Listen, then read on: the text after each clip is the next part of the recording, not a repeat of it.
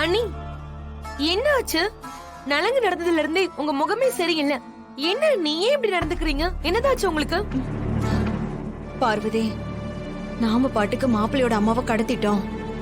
அவன் பாட்டுக்கு பதட்டத்துல யாராவது கிட்ட உளறி தொலைச்சிட்டான்னு வச்சுக்கோ, அதுக்கப்புறம் பெரிய சிக்கல் ஆயிடும். அதனால அந்த பையனோட அம்மாவை நம்ம விட்டுறலாம். அவனையும் அடிச்சு துரத்திடலாம். சீனுவுக்கும் சாருவுக்கும் கல்யாணம் பண்ண வேற ஏதாவது ஏற்பாடு பண்ணலாம். அம்மா, என்னம்மா ஏதோ ஏற்பாடு பண்ணணும்னு சொல்லிட்டு இருக்கீங்க?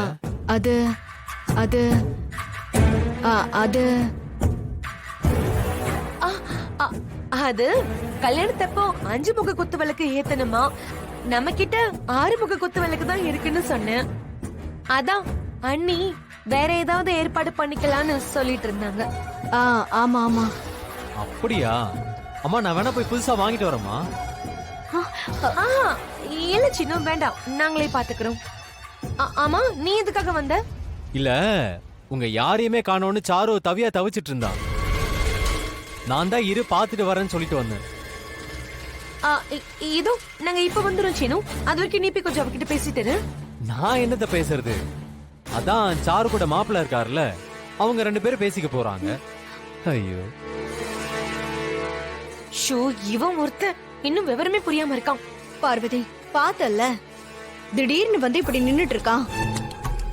நாம பேசுனது மட்டும் அவன் கேட்டிருந்தா அவ்வளவுதான். ஷோ, எனக்கு என்னமோ பயமா இருக்கு பார்வதி. சம்பந்தி, இன்னைக்கு இதை விட்டா இது போல ஒரு நல்ல சந்தர்ப்பம் நமக்கு அமையவே அமையாது. ஏதாவது பிரச்சனை வந்தாலும் நீங்க தான் பாத்துக்கணும்னு நான் ரகுராம் சகல கிட்ட பேசி வச்சிருக்கேன்.